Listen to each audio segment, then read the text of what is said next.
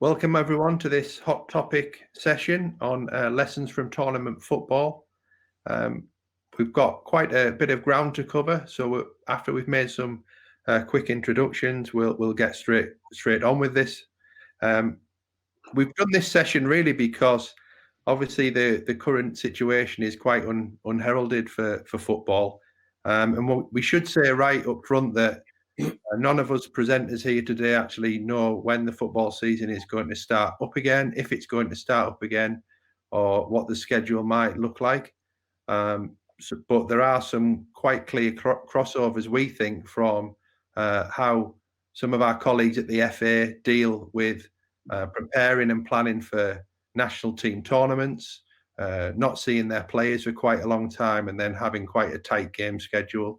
So the idea is that we'll try and pick up some ideas, but really we're trying to more broadly gain some insight and some experience from the panel that we've got in front of us. The guys have got a lot of experience in the professional game, but also in international football and preparing teams for tournament football. Just very quickly, joining us for this session, we've got Paul Simpson, who is currently the head coach of our under-19s team.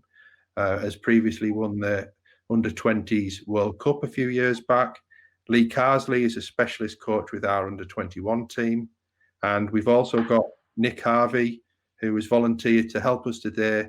Nick's previously worked with Southampton and Reading as a fitness coach and has lots of experience working with across our national teams, males, females, and futsal. Previously won the under-19s Euros a couple of seasons back as well. Welcome, everybody.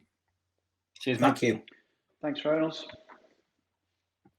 So if we just start off, I guess, setting a little bit of context. And like I said from the off, it's an unheralded situation, and we don't really know what the season might look like, if there is a season, whether it will continue at the time that this has been recorded.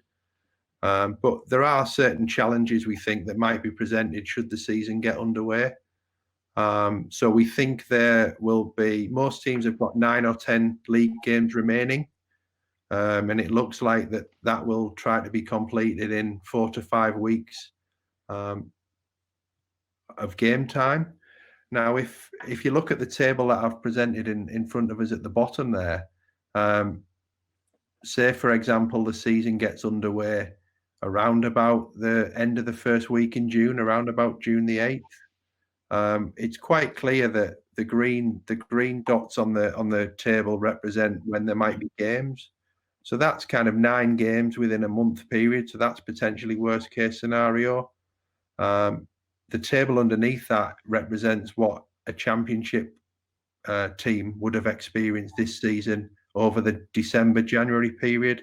So 8 games within a calendar month. Guys, I'm sure you're pretty familiar. Lee, you're pretty familiar with that sort of schedule from your playing days and working in club football? Yeah, definitely. I think the schedule, the way it looks there, is definitely representative to, a competition similar to the Euros that we prepared for in the summer. So, it's the importance of what the players are doing now, especially players and staff, will make that period a lot easier when they do actually return to playing. Yeah, Paul, anything to add to that? Yeah, I think it's it's a really clear plan when you look at it like that. It's probably taking a lot of players and maybe even coaches out of their comfort zone, because it's a really intense period of games. But I think if we sat down and asked coaches, managers, players, they'd all say that they love playing the games, not the training. So this is a perfect scenario for players to have games coming thick and fast, and it really is a case of play a game, recover, get yourself ready with either a match day -2 or a -1, whatever it might be, play again, and just get into the flow of the games. And when you look at the bottom chart there, which shows what a championship team could have been doing this year, it's very, very similar, and not something that's totally unusual in that Christmas period for all players and staff. Absolutely. Nick, anything to add? Yeah, really, just to echo those comments. I mean, if you look at it, to win a World Cup, it's 7 games in 3 weeks, so And so for the international context and in the club context, as the lads have said there, not really out of the ordinary, especially for kind of championship players. I remember a time at Reading when we got to the FA Cup semi-final, we had several replays and stuff. And I think we played 11 weeks on the trot of Saturday, Tuesday, Saturday. So I think a lot of these guys are, kind of used to this kind of schedule. So it won't be a massive shock to the system. The challenge, I guess, is what's gone before and being in isolation and how they manage that, keeping themselves ready to go, if you like. Absolutely. And I think that's something, again, that from your context with the international football is you don't have your players for long periods of time, but then there's a lot of preparation goes into, and then you've got to go into a competitive period in a relatively short space of time. So hopefully we'll get into some of those discussions. The plan is to do this in 3 parts. So we're going to initially look at what happens before the players arrive. So what are you as a coaching team, as a staff, what are you thinking about in terms of connection with the players, etc., connection with each other, and what planning goes on before the players actually get to you in the international camp? And then there's a period a bit like that training and preparation period that we can see in the yellow on the table I've prepared there. That is, the players are with you, but you're not into the game schedule yet. And then obviously we hit the competition, the first game, and then we've got games coming thick and fast. And what does that look like? So we're going to cover those 3 parts within this session. Yeah, I think on that, Matt, I think the benefit that the clubs are going to find is that I think all clubs can trust players nowadays. I think footballers are so professional the way they go about their business that the clubs will know exactly what the players will have been doing during this isolation period. I'm sure there's a hell of a lot of planning, a hell of a lot of work gone in to make sure the players are maintaining some decent levels of fitness while they are in isolation. You see all sorts of things going over social media of players doing runs on their own. They're doing fast feet work. They're doing technical stuff. There's lots of things going on.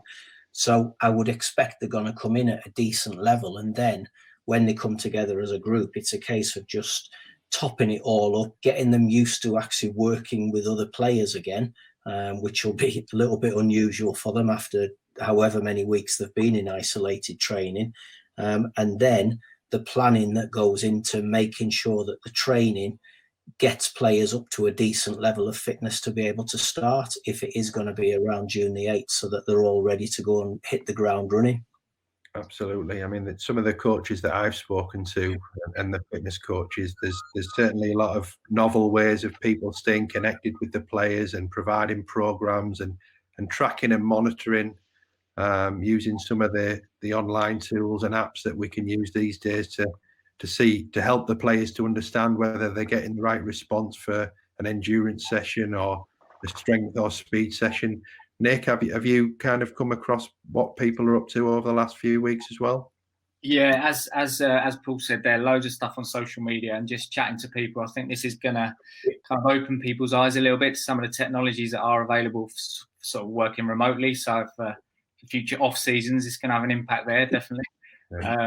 And I guess the danger of training on your own, being in isolation, is that you end up doing quite a lot of general type training, which will keep your basic level of fitness going. But I think what we want is for players to come in at a level ready to kind of run fast, change direction, and kick a ball. So there is some stuff where they need to do that specific type of work, and I'm sure the practitioners in the clubs have been working hard to sort of program to make sure players are running fast, so there's not going to be a big injury risk when they come back into football work, and getting the body used to changing direction and whatnot.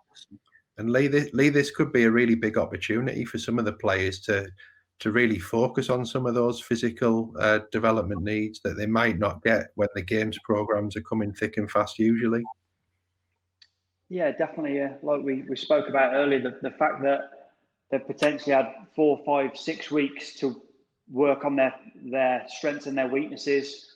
I was talking earlier about even just going in the back garden and kicking the ball up the wall and getting used to that, that turning and that technique again. Some players will have gone into the lockdown off form, and potentially they can return in form. And from a coach's point of view, you know exactly, maybe not when the games are going to get played, but your opposition that you're up against. So from a player's point of view as well, you'll know exactly your opponent that you're up against. So how much information has been sent out to the players on potential opponents, strengths and weaknesses, potential teams in terms of games program. I think it's a real opportunity for clubs and players to get a competitive advantage going back into this if they've done all the right preparation. Similar to what I spoke about earlier with the amount of preparation that we've done before we went out to the Euros in Italy. It made it a lot easier when we were in tournament because all the prep was done before we got there. It makes it a lot easier. And if you look at that games program there, it's literally going to be warm up, warm down, game, warm down, game. So the recovery strategies become even more important. I think that you'll find a lot of clubs that will go away from preparing a team. They'll have to prepare a squad of players that are ready to play in an extensive games program. That's going to potentially bring under 23s players into the mix because squads are going to get tested. So it's a real opportunity, and I like yourselves, I can't wait for the football to start again because it's something that we've all missed, obviously. So yeah, I think we're all desperate for that to happen. Nick, just a little bit more detail from you then. You kind of started to touch on it, but if those players are in isolation, what should they need to be doing to be coming back to ready to hit the ground running and ready to go? What are those basic physical qualities from your point of view? So I think, it's been such a long period of time that I think I've seen some of the clubs kind of been periodising their sort of programs a little bit. So it's not just a question of one generic program.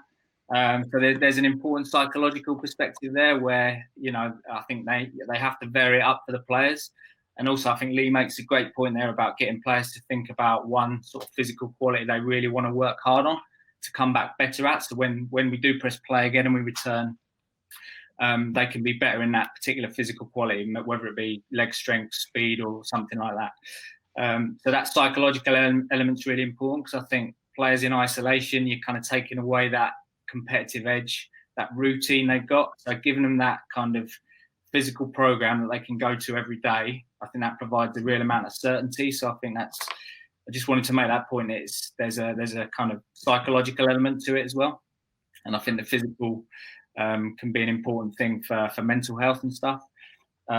Just from a physical perspective, I think the key things really are players will need to put it really simply, before they go back into team training, spend some time really running fast. So getting some high speed running under their belt. So when they go back into that football environment, they haven't just been doing that kind of long aerobic type running.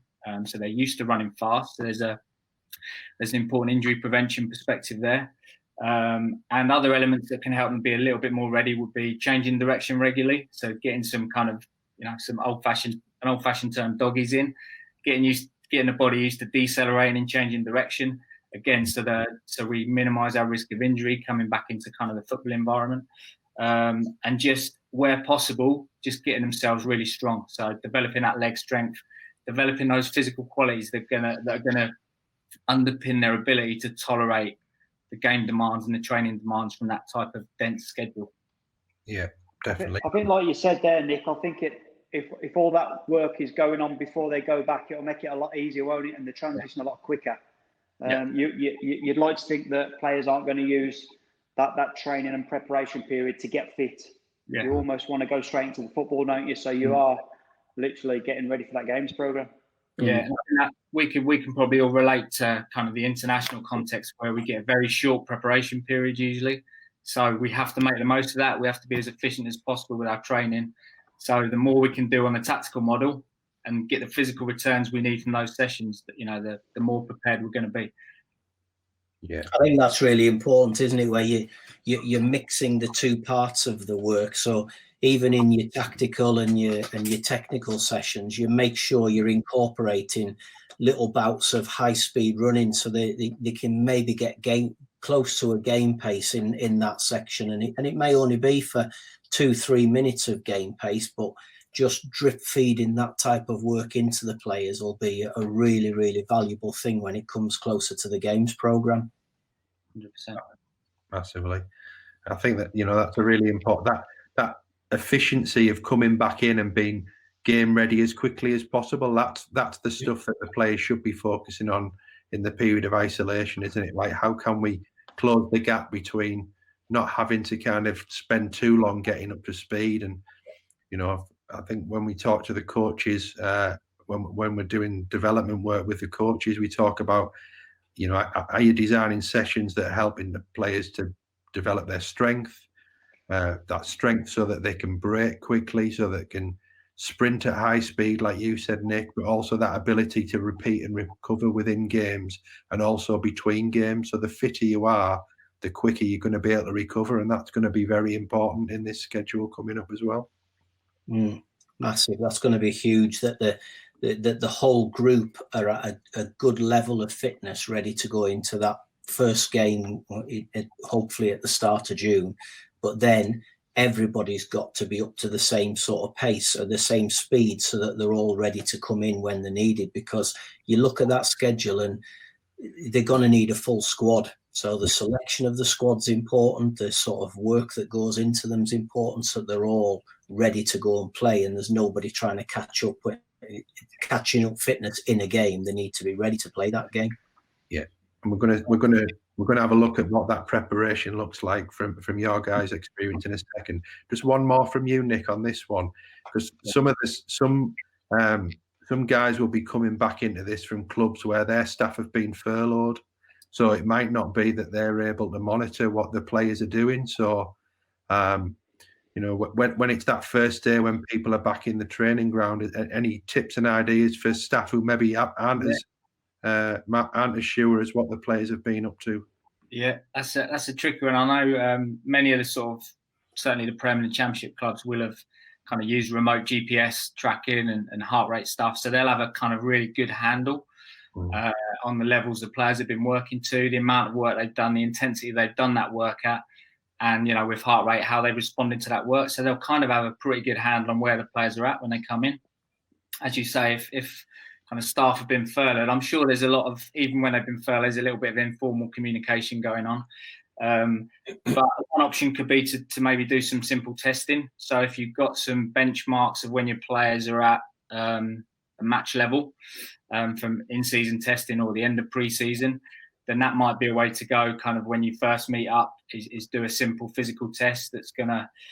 But I think the key thing there is only do it if you've got good benchmarks and you're really confident that test is going to give you information that's going to impact the training process. Don't just do it for the sake of it, just to do a yo-yo test. But if you've got good benchmarks, you know where each individual's kind of at the end of pre-season when they're going into that competitive season, then that might be a worthwhile option.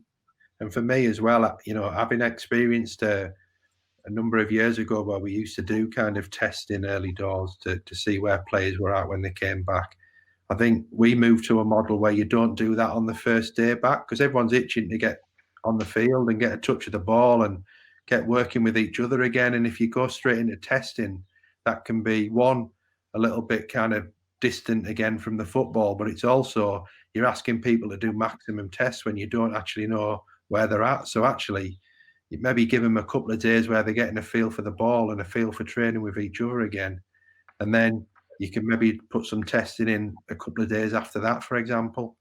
Yeah, absolutely. And the key thing is as long as you're confident it's going to give you that information, it's going to help inform your decisions on, how ready they are to go into those games. Yeah, brilliant. Okay, then. So let's have a think about this pre-camp, because what you guys have is you have a lot of time to plan. You have a lot of time in between international meetups. And then often your tournaments, for example, are often around this time of year. So there's some considerations here around being organised and the what ifs. Paul, do you want to start us off with the big things that you go into when you haven't got players around? How are you preparing for the next camp? What are you thinking about? What does being organised mean? Well, I think the first thing you got to do, I mean, the photograph there is the group of staff that we had. And in fact, there's probably a couple missing off that as well when we went to South Korea for the World Cup. And that was a daily staff meeting that we used to have. I mean, as you can see, it's a horrible surroundings being on a rooftop terrace in Jeonju in South Korea. That doesn't look like St. George's to me, so it looks more glamorous than that. We had to put up with that horrible climate, but anyway, we coped. But it's more about everybody knowing what their role and responsibility is in the organisation. As you know, clubs nowadays have big groups of staff, and everybody, you know, naturally thinks that their role is the most important. So I think it's a big thing to make sure that everybody understands where they fit into the jigsaw, what their role is. And that there's some real clear guidelines, some really clear information about what's expected of everybody. And then from there, once everybody's clear about that, you then make sure that each day is planned properly and you're looking at all the different sides of it. You're not just looking at the technical, the tactical, it's the physical side of it, the social side of it, you know, how we're going to make the environment right for the players to feel comfortable. We looked at things like where we're going to have the medical room and what's going to be in the medical room to make sure the players are going and finding the medics to identify any small issues they've got early, making it a comfortable environment, making sure the kit room's in the right area so that everything can flow really well for the players. And those were the things that we looked at. We made sure that all of the opposition analysis was done, you know, before we got there. We had a lot of that done so that we knew exactly what we were going to be facing. And then as each game got ticked off and we're then facing the next one, we've then got another game that we can assess our opposition. So any little changes that needed to be made, we could then just slot that into our planning and into our structure that we're going into the next game. That's a really important point, isn't it? I think your analysts have got a really big part to play at this moment in time, because, you know, in the league campaign that's coming up, people have known who they're going to be playing for quite some time.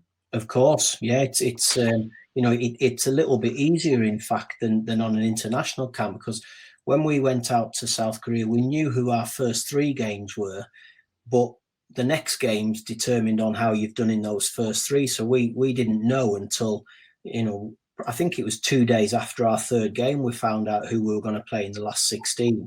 So you can do so much planning now, and it doesn't just fall on the analyst's feet at the moment, because as coaches, normally a coach now can work sports code or can work huddle and can get clips together and can identify strengths and weaknesses of teams. So it's a big part for everybody in the whole coaching team to be able to look at the opposition now and get a real good framework of what you're expecting them to play.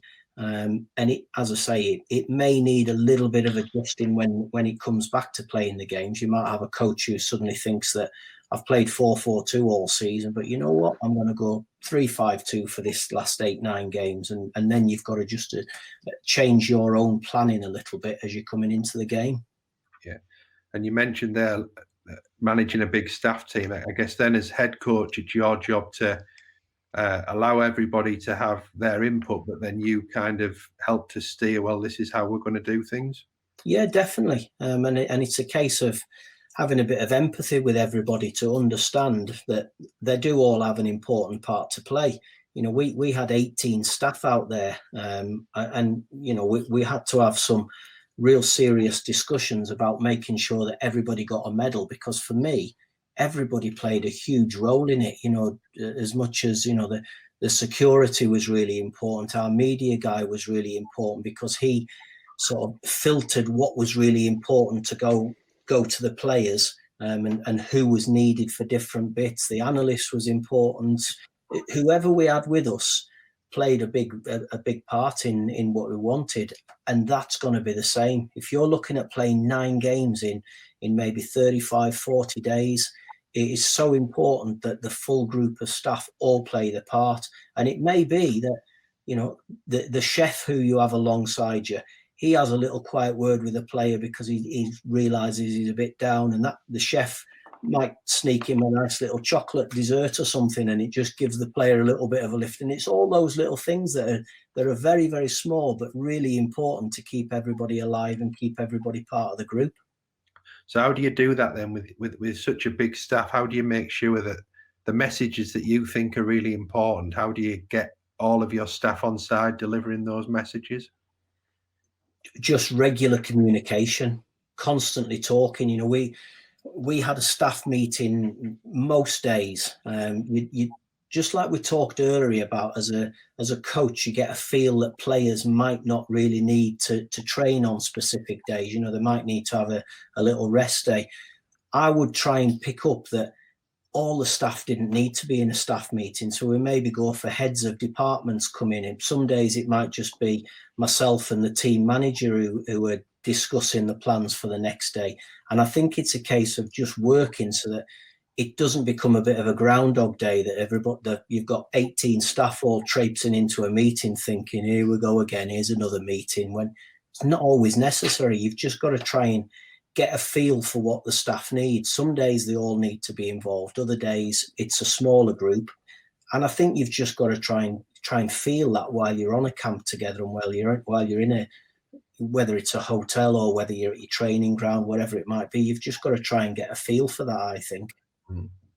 I think that's an important point as well, where you've raised there about the hotel, isn't it? Because we don't know yet what the situation might be, that, you know, in between games, teams might be contained together in residence hotel, that sort of thing. And that might not be a common thing for teams to be doing that over a long period of time, other than in pre-season. So any kind of steer about the things that you consider in your planning stage for keeping a group of people in the same hotel over a long period of time? Yeah, I'm sure Nick had this when he was in Georgia with the 19s, and Carzo would have had it for the Euros, where you try to just think of ways that you can give the players a change of scenery. And you know, if the scenario is that the players are locked into a hotel for 40 days, and what you don't want is everybody coming down to the same restaurant all the time. So it's a case of mixing it up. Can you maybe have a barbecue one day with them and still serving them the right sort of food, but give them something different? Can you just try and mix things up a little bit for them? And I think that's the real challenge about it, when you've got a group of players all together and a group of staff together for 40 days and 40 nights, and it can become really monotonous. So for me, the important thing was having a really, really clear plan about what we wanted to do, and mixing things up, mixing the environment where you're going to do your meetings, changing the environment when you name your team, training at different times of the day, you know, different restaurants, different types of meetings that you're going to have with them. But another big thing is just making sure everybody stays fresh, not thinking, well, we've got them for 24 hours. Let's fill 16 of them with meetings and this and that, when sometimes less is really important. And it may be a day that you say to your staff, you know what, don't even think about football today. Go and have, you know, half the day just to go and switch off from football, go and have some time to speak to your family, go and have a bit of time where you can read or even just sleep, so that everybody stays fresh, ready for those games. Lee, anything to pick up on the back of Paul's comments there? No, I think it'll be interesting, the I wouldn't say the rules, but what the restrictions are when we do all go back, because, you know, creating that team atmosphere like Paul spoke about there, it's so important that especially with international players, where you're not together all the time. When we do get together, like Paul says there is a tendency to want to fill every minute and speak to them every minute about football, where, you know, sometimes they just want to, you know, spend a bit of time in their room. And I think having communal areas, you know, the Xboxes and the PlayStations and the pool tables and the table tennis, and giving them especially with the 21s and lower down, you got to remember these are like young men and kids. So some they just want to have fun sometimes, spend a bit of time chatting to each other. So there's a real balance there's a fine line between doing too much, not doing enough, players getting bored, or not giving them time to relax. So getting that balance is crucial. Nick, from your point of view, how does the fitness coach contribute to some of that area around getting the balance right and keeping people fresh and that sort of thing?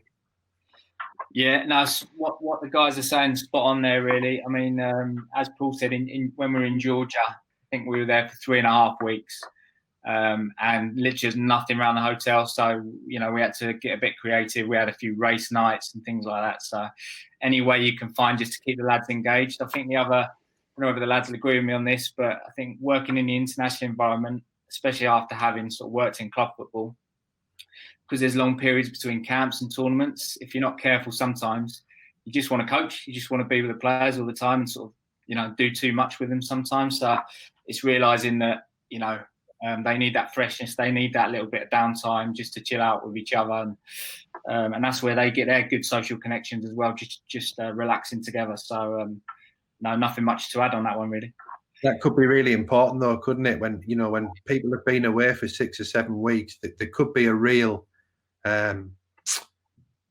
without really kind of it being conscious, you're almost pushing people too much or trying to fit too much in to kind of get people back into it, or you've missed it and you want to get on the field with some of the players.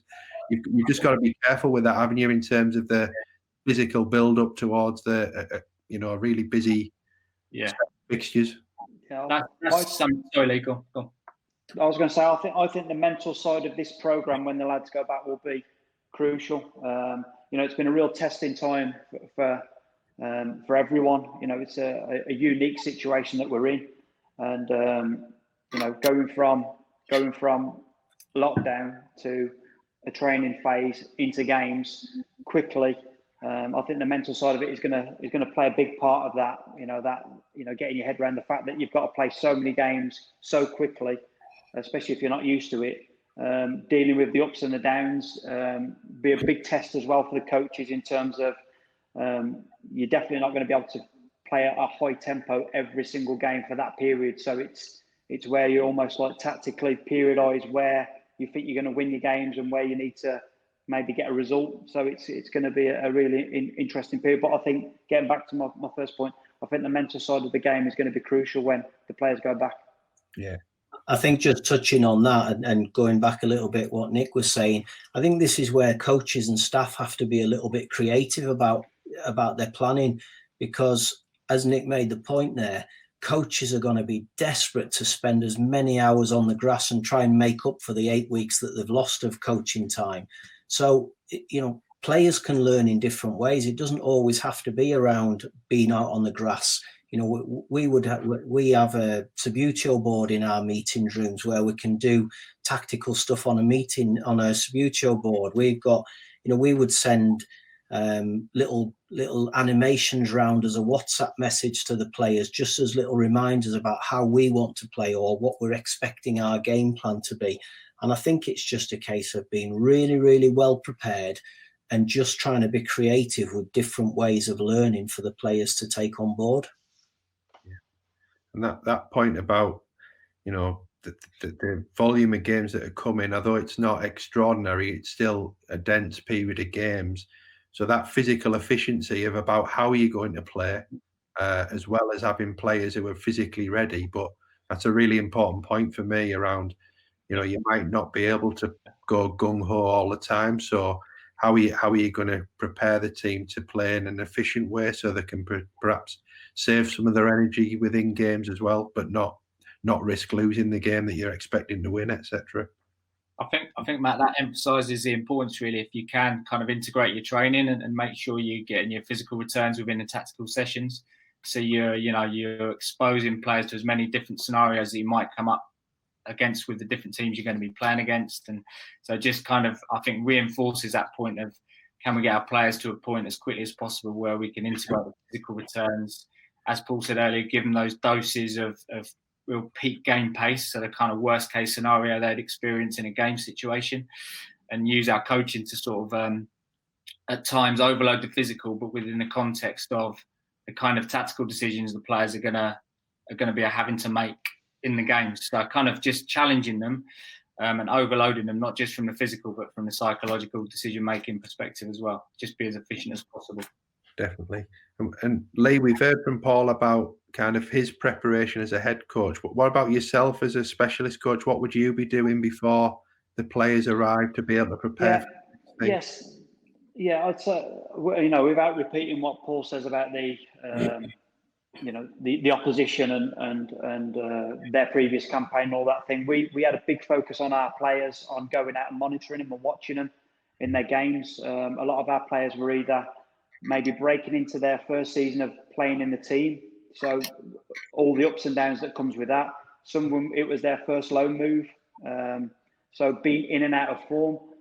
Some of them, their managers have been sacked, so it was dealing with playing for another new manager. Some of them have been sent back to their clubs. Some weren't playing at all, so it was dealing with lots of Simpson, what we spoke about earlier, that some players that were playing week in, week out, and some players that were very rarely playing. So the match minutes, and almost then figuring out a plan of getting them up to, going away from developing a team to developing a squad that was capable of playing 3 games in 9 days, which is what our first three games were, France, Romania and Croatia.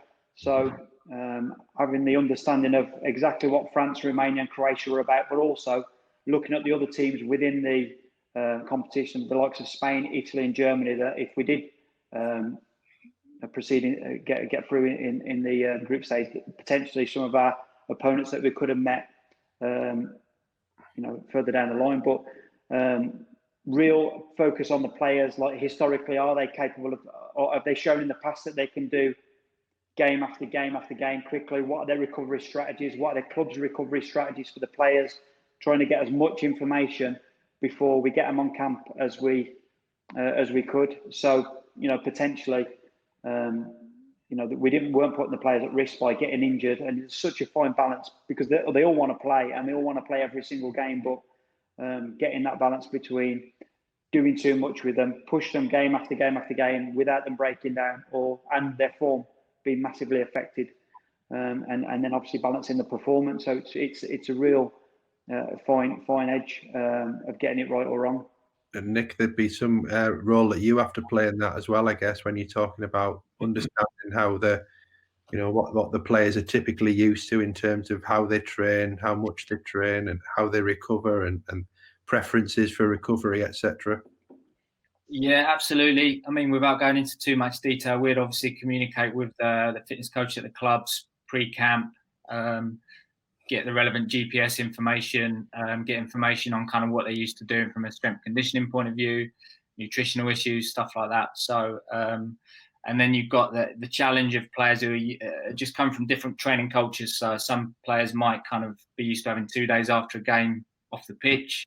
I think challenges like that, where, we might have the luxury of doing that in an England camp. So how do we manage that process, as Lee says, while still minimising injury risk? And I think part of it, my role with development teams is to kind of try and get into the lads and help inspire them to kind of realise the importance of how improving their physical capability and working on this aspect will actually help their recovery. So a big part of recovery is being really fit and strong as you can be as a young player.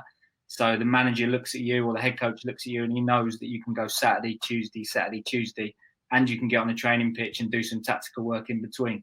That's the challenge, and that's what we want to try and inspire our young players to do. Yeah. And just coming back to you, Paul, then, as a head coach, if you've got staff who are bringing that information to you, are you already pre-camp thinking, he could be a starter for me, or he could be playing the majority of the games because of the information that's being fed into you from your staff? Oh, without a doubt. And that's where it's really important that there's really good communication between all the staff, because nowadays the selection isn't just about a head coach's decision. There's a lot of input comes from the coaches around you, whether that be a specialist coach, whether that be your S&C coach. That information is so important, because when you're selecting a group, you don't want to be selecting a player who might be able to play the first game, but then he needs 2 days off his feet recovery, 2 days as a reintroduction back in, and then can't play maybe to the 3rd or 4th game down the line. It's too much of a liability, unless they are a real top player for you, then it's a real tough decision to take somebody if you don't feel as though they're robust enough and resilient enough to play a couple of games in a short space of time. So it's vitally important that you get that information and you can take it all into account when you're selecting. Absolutely. And you provided us with a slide here, Paul. It just kind of gives a little bit of insight. It's not so clear that we can see all of the text on there, but it's kind of preparation around a game, and it just highlights the kind of detail of the planning that you guys go into around a camp. Yeah, it is. I mean, we all use this, and I've got to be honest with you. The first time somebody put this planning document in front of me, I had to go and have a half an hour in a darkened room just to calm down a bit, because it can be a bit mind-boggling when you look at it. But I have to say, it made things run so smoothly because you know where you're going to be each time. Your training's set, you know what your meetings are going to be, and everybody's got a clear plan. Now, we've already talked about it. As a coach, you get a feel of whether things are right, and sometimes you might have we have times where we had it down for a double session to get some more technical, low-key work into the players in an afternoon, and you just feel that it wasn't quite right for the players to do a double session. So you've still got to have an eye on what's going on and a feel for how the players are, and you can change it as you go in. But I just think it makes things run really smooth if you know that you've got a game coming up on the Saturday. So your match day -2 can look like this, your match day -1. Then you might need to do a top-up after the game with players who are not involved, so that the next day the whole group can be together to do a recovery together. Some days it may be that the starters would do a recovery and the ones who haven't been involved would do a top-up the next day. But you can just structure it so there's variety in the days, there's variety of the time of meetings that you're gonna have, and it just seemed to make the whole camp run really smoothly. And as I said earlier, it'll be fairly clear for the clubs when they come back, because they'll know what days the fixtures are.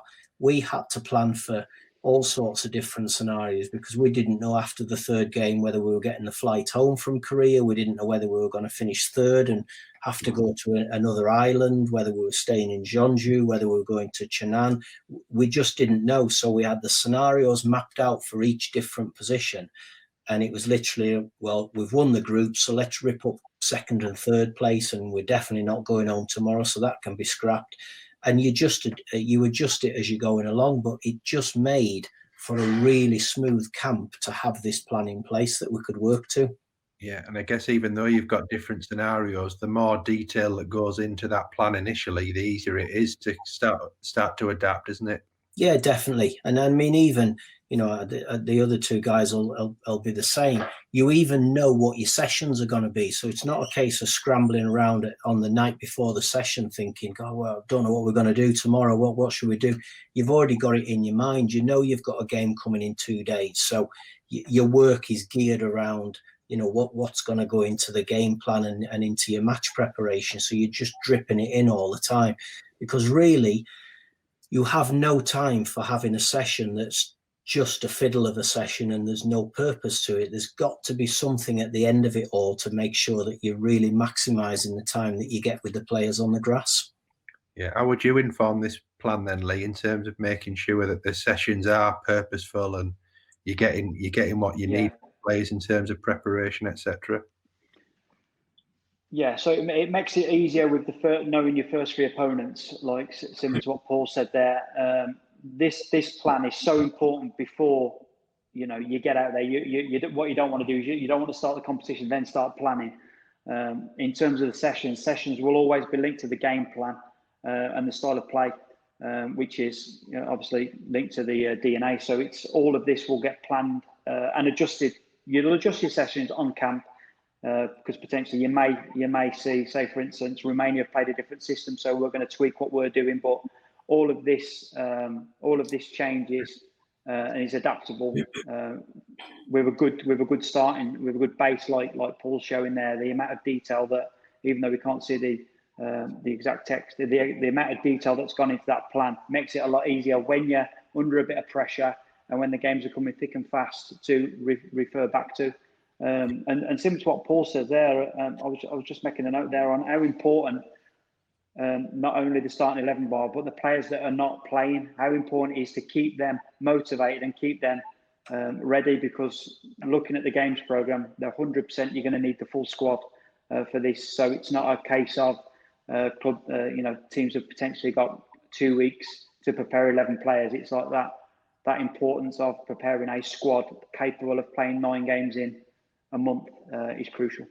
And in your prep, I mean, you mentioned it earlier on in this discussion, but it potentially teams are going to be bringing more squad players in, aren't they? So more under 23s might get it done. So in terms of your preparation, you need to know about those players who might not typically play as many games for the first team.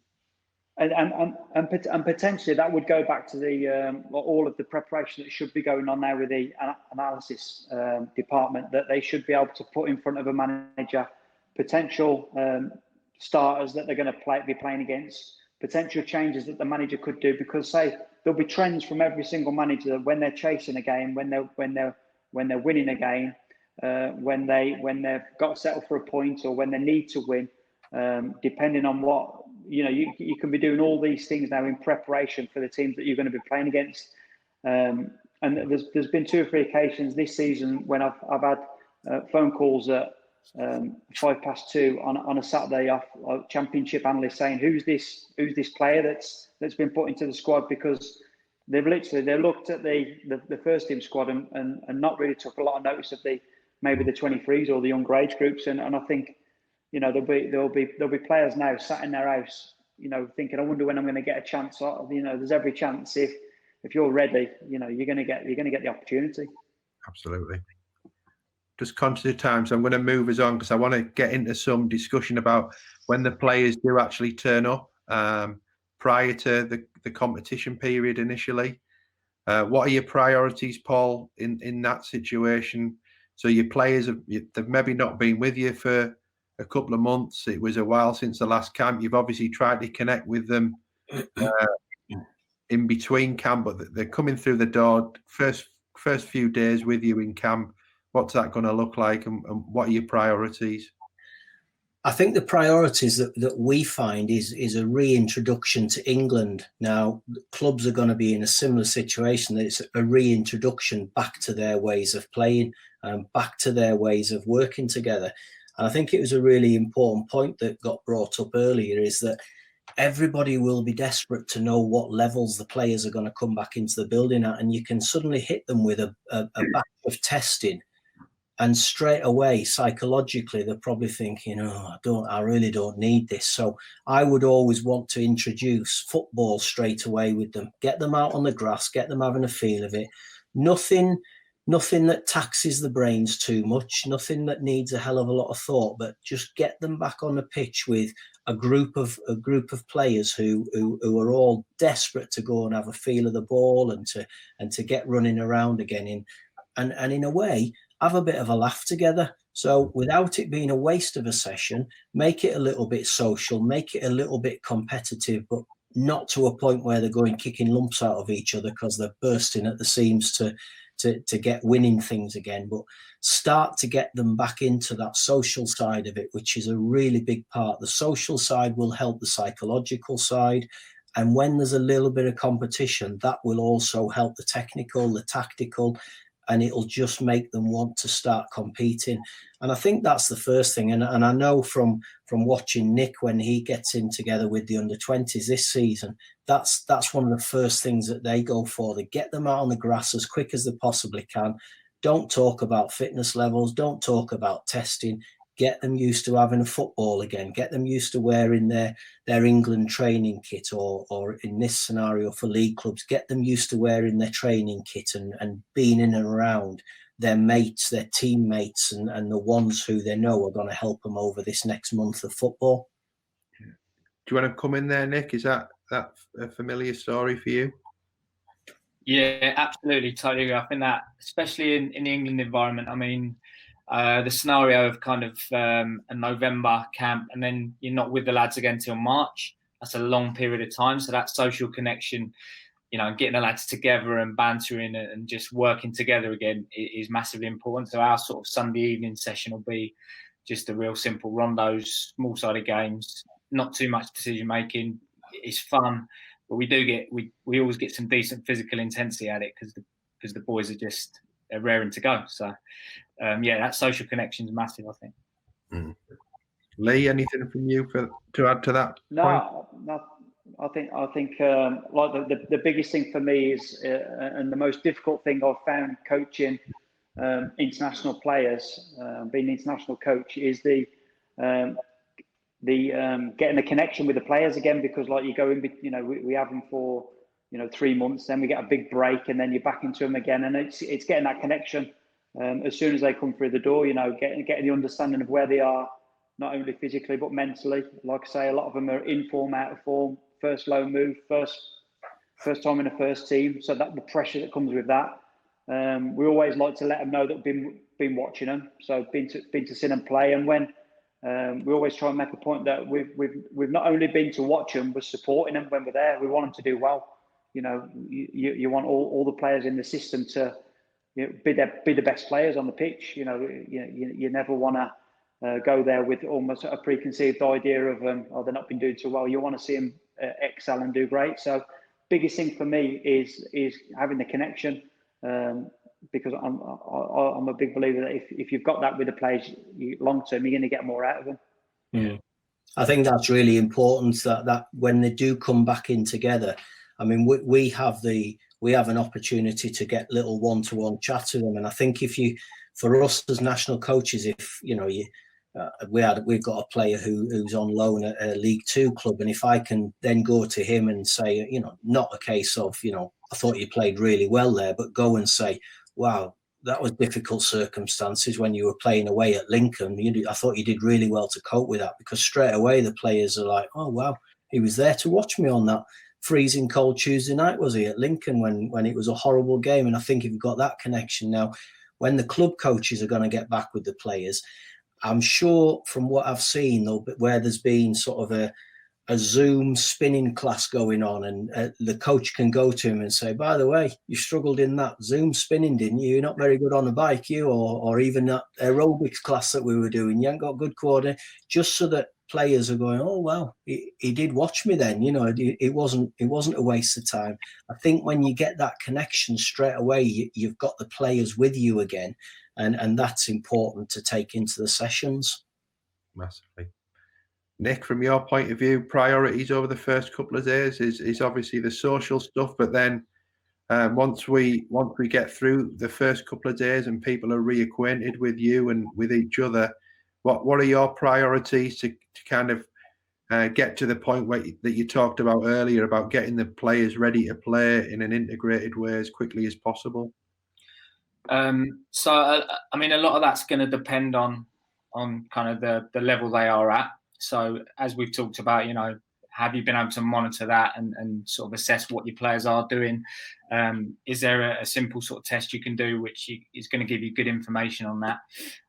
But really for me, it's about if the players, and as we said earlier, the vast majority of players, they would have used this time to stay in good condition and hopefully to work on some of their physical qualities, and they would have done some of that specific speed work, change of direction work, etc. So I don't think you need a long time before you can get back into sort of that real integrated work where you're working on the game plan and developing your physical returns within that. I think a caveat would be probably just making sure you're maybe doing 1 or 2 days of kind of getting them used to kicking balls progressively again and stuff like that if they haven't done too much of that type of work. And getting that social reconnection before you put too much demand on them from a tactical perspective, maybe. Yeah, brilliant. I know some clubs are obviously opened their training grounds partially already for individual work, maybe one player on a pitch at a time. And again, from a physical point of view, I think that's a great opportunity to get touches of the ball, but also maybe more extensive work where you kind of playing 1-2s, etc. with coaches in a very maybe position specific way to build on physical base before you end up back in a team training. Would you agree with that? I'm sure that's part of the rationale, so they can get into that sort of more integrated way of training more quickly. One thing that occurred to me was, I think, the danger, I suppose, of having that kind of possibly, we don't know the dates yet, but if it's going to be a 3-week kind of build up to that first game, is the danger of kind of people wanting to cram too much into that short space of time. And if you're not careful, then you just get lots of volume of work, but no real intensity. So I think that relationship between volume and intensity is going to be really important, and make sure you prioritize real quality, intense training, which is going to expose the players to kind of, as we've said, peak game pace. Is going to prepare them for the real hard parts of the game. Also maintains enough freshness that they're not just hanging after a week, and then you're not going to get the quality in the subsequent sessions. So that kind of, don't be tempted to cram too much volume into too short space of time, because then you're going to lose that freshness. Yeah, I think that'd be a priority throughout this period, wouldn't it? Not just the pre-game period, but also because the games are coming thick and fast. You're going to have to think all the time. A bit like Paul said earlier, not everything needs to be done on the field, but when we do get on the field, it needs to be high quality, good intensity. Get done what you need to get done to get the messages in, and make sure people know what they're doing, and then you're off again. Yeah, I think also, I think you've not got to be afraid to say, you know what, tomorrow we need a day off. Tomorrow we don't need to work. I think you've got to be really sensible, because physically, it's not possible to go for a full preparation period and then go for a full games period as well. There has to be some real thought gone into that, and to make sure you break it up. And again, that's where this being organised and being planned and being well planned and well structured, that's where it's all going to really come into force. When you're doing the preparation camp, a lot of you can front load your work, but make sure you then tailor it down and tone the sessions down as you're coming closer to the game, so that you're getting all your reminders in about how you want to play, what you think you're going to be doing in these games, keeping everybody involved in it, topping up on the fitness. But then as you get closer to that first match day, you start to tone it all down then, and make sure that the players and the staff are all fresh and ready to go into it, and ready to go into that games period. And Lee, for you, after those first couple of games, it's about getting the players, getting their heads around how you want them to play and how you want to execute the England way of playing and the game plan for the first game. So what are your priorities once you've done that kind of the social piece at the start? Yeah, then it'll be implementing the tactical side of what we do through possession, through small-sided games, through a bit of shape work, whether it be build-up or pressing from the front, or whatever we decide to do. And it's making sure that every player in the squad has an understanding of what we're trying to do, from the body position receiving in a passing drill to the weight of the pass for a finishing session. Always got to be linked towards the game plan and that player's individual needs as well. Getting the best out of your best players is something that we always try and do, and what all of the teams try and do. So, but getting back to what the lads were just talking about there, I think the teams and players that come back the best prepared will probably enjoy this period of playing game after game after game. As long as, like we said at the start, as long as the planning is done beforehand, all your tactical stuff can start to be filtered out almost now before they even come back. So there's a real plan in place. Brilliant. And Paul, you mentioned it about kind of tapering things down as the head coach. Last couple of days leading into that first game, when things kick off again, what are your priorities at that point? What are you thinking? I think the big thing is making sure that the players emotionally are in control of what they're feeling, because it's been a long time without playing. They'll all be chomping at the bit to get out. Me as a coach would be. I know that the assistant coaches will all be chomping at the bit to get out. I think it's a case of making sure you keep really calm, make sure you've got all of your messages across and the players understand what's expected of them and what we're hoping for.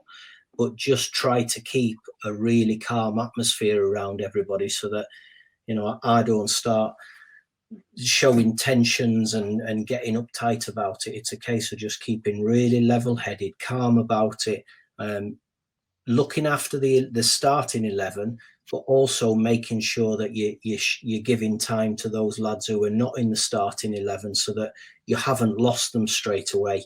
You know, we all know, we've all got experience, whether it be as a player or as a coach, that you always think you've got a chance of playing. And then when it's selected, the manager's hopeless because he's picked the wrong 11 there. And you've got to try and make sure that everybody understands why you've chosen that, keep them all with you, keep them ready, and hope that, you know, we work with a starters and finishers model with the FA, where we ask the players, what does it look like if you're a good starter? So what is it like if you're a good finisher or you're a bad finisher, to make sure that they all understand the behaviours that we want. And if everybody's working to those behaviours, it doesn't guarantee you're going to win, but it certainly makes it a smoother camp for everybody if everybody sticks to what you've agreed to. And Lee, you've already mentioned about, you know, we're going to need to use a squad over this congested period. So not losing the non-starters in the first game is critical, right? Yeah, definitely, especially within your planning. Being as organised with the players that aren't playing their session, you know, so it's not just you know, sticking with Nick and let him do a few box to boxes. It's like, it's important that the session that you're doing with the players that aren't involved is potentially linked to the next game, the game plan, because they may be needed, and again linked to what they might need as well for as an individual, whether it be, you know, extra finishing or practicing clearances or left foot or right foot or heading or whatever it should be. And players sense if it is the potential you know, stragglers, and you just literally, you've just done a possession just to tick a box. And we always make a real effort, and it's and I'm sure Paul's the same, that every single member of staff will be with the training squad, regardless of whether they're starters or finishers. They get exactly the same support. It's not a case of Nick takes the 8 and does a bit of passing, and then you do, you know, a bit of running. It's they get as much as attention as the starters would, because the starters see that as well, and they have to feel that every single player is important. Yeah. And Nick, from your point of view, for us fitness coaches, it's the big challenge, isn't it? How do we keep the non-starters fit so that when they are called upon, they're fit for purpose? Yeah, and it's massively important part of the role, I guess, in club football and internationals. And you know, what the lads have said is spot on. For me, it's I'd always try, and if we are doing some work after the game, and if for whatever reason we can't do any football on the pitch and we are doing some running, even, you know, having a head coach watching that session, being clear in our communication with the players about, okay, this is what we'll do. If you're a finisher, this is going to be the expectation. This is why we're doing it, because we want you to be in a good place to start the next game. So just being clear in your communication, and as Lee says, where possible, continuing with that integrated kind of training model, and making sure that you're training with a real purpose. It's not just physical, you're hitting players from all four corners. That's massive for me, that one around, if you are kind of speaking about a joined up plan, when you're leading a session, if the coaching staff are showing interest in that session, it doesn't have to drive the intensity of the players and the focus of the players when the coaching staff are watching as well. And just having that kind of team approach to everything, isn't it? Yeah, without a doubt. Definitely. I'm conscious of time, guys. So last question really around, I guess, a massive part of this might be one in between games as well, and what you do. So we've already talked about keeping things quality and short and sharp. I guess sometimes teams are going to have like 3 days gap between games, sometimes 4 days gap. How might that look differently? When might you get opportunities to get some downtime? And I guess, Nick, for you, you know, the importance of recovery around those games as well. Yeah, I think whatever gap you have, I think you have to look at going through the phases of initially recovery, And then, is there any time to actually do some significant work? So from a physical point of view, have you got time to work between games? Probably not a lot in this scenario. Yeah. You might have with a 4-day turnaround, and so it's going to be a tactical priority. And then getting that small taper in before the next game. So I think from a recovery perspective, it's just being as proactive as possible. Hopefully, your players are nailing the basics. I'm a big believer that, doing the simple things well is the most important thing. So eating right and sleeping well is going to be your key things. But then throw in, when time is tight, throw in all your other sort of 1%ers at it. So your cryotherapy or whatever you've got available. And it comes back to that point as well, inspiring that belief in your players that the fitter and stronger I am, the quicker I'm going to recover, and the more I can train between games, and the more ready I'll be for the following game. Brilliant. Paul, anything to add to that? I think the short period of time that you have makes the recovery strategy so important. That's a massive part of it. And it's not just having a good plan around your recovery, but it's also getting a buy-in from the players, making sure the players understand why they're doing it. If it is an ice bath, or if it's contrast hot and cold baths, whatever it might be, nobody likes getting in an ice bath. I've not come across anybody yet in my whole football life who enjoys that ice bath. So it's making them understand why they're doing it. It isn't a punishment. It really is for the benefit. So I think if you get that buy-in, that's important. But when you've got short turnaround, I think it's important that you flush the previous game as quick as you possibly can. So rather than, if things haven't gone quite as you would have planned, everybody's looking over the shoulder, wondering, whether there's a bit of a heated discussion going to take place, whether there's going to be a bit of a video nasty meeting going to happen. So I think it's really important that as soon as you can flush the previous game and review it properly, and it may be a case of sometimes letting the players see some clips and getting their feedback. Sometimes it might be a case of one of the coaches standing up in front and saying, right, listen, fellas, this is what we felt went really well. This is what we think we need to do better going into the next game. Get that game done as quick as you possibly can, and then you start building to the next one, because the next one is the important one. We can't change what's gone before. We have to then be prepared to go into the next one to see if we can either continue with the good stuff we've done or make up for the poor things that we did in the previous game. And I think that's a big part of how you have to adapt and deal with the games in a short space of time. And you've mentioned it already, Lee, that psychology is going to be important, isn't it? So being able to, deal with the previous game and get the issues out of the way and move on quickly is going to be important, isn't it? Yeah, definitely. I think both the lads have made great points there. Like what we speak about, the recovery strategy. The recovery is a session. The recovery is just as important as an analysis session or a coaching session. And it has to not only have buy-in from the players, I think you have to have buy-in from the staff as well, that it's very, very important. So the same application needs to be given for a recovery session as you give to a coaching session, because ultimately it's there to help make you better. So getting the buy-in from that is crucial.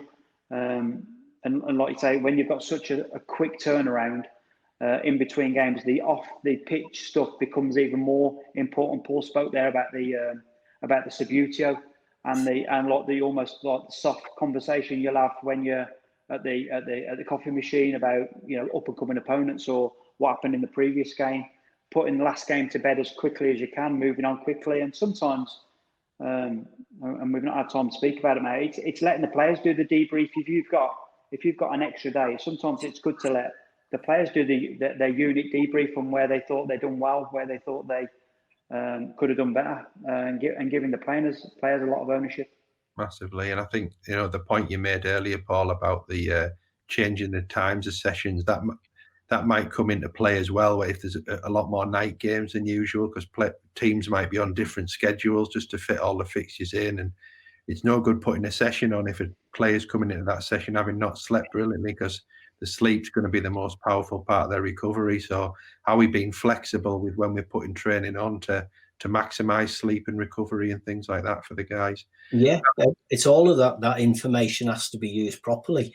You know, if players are coming in from an evening game and getting to bed, you know, if you've had a game, say you've been on the bench for a game and you haven't got on, you've still got the adrenaline buzzing in you, probably till the early hours of the morning. And if you've then got an 11 o'clock session or even a breakfast to get up for at, say, 8 o'clock, 9 o'clock to start your preparation for training, you may have only had 5 or 6 hours sleep. Now, some people can survive on that, but I think in an elite professional football environment, you need more than 5 or 6 hours to be able to sustain your body in good health, your fitness levels in good health. That's also important for your mental side of it to stay with it. So all of those things have to be taken into consideration when you're doing the planning and then when you're actually executing the plan when you're on the camp. Brilliant. Fellas, I've taken you into injury time on this because it was fascinating. I've learned lots of ideas. There's certainly lots of learning that we've taken from what goes on in and around planning and preparing and executing England camps. And I think there's lots of information there that people in the game can take into their own context and their own environments and have a think about their own practice. So thank you very much for your time. We really appreciate it. Pleasure. Thank you. Thank you. Pleasure.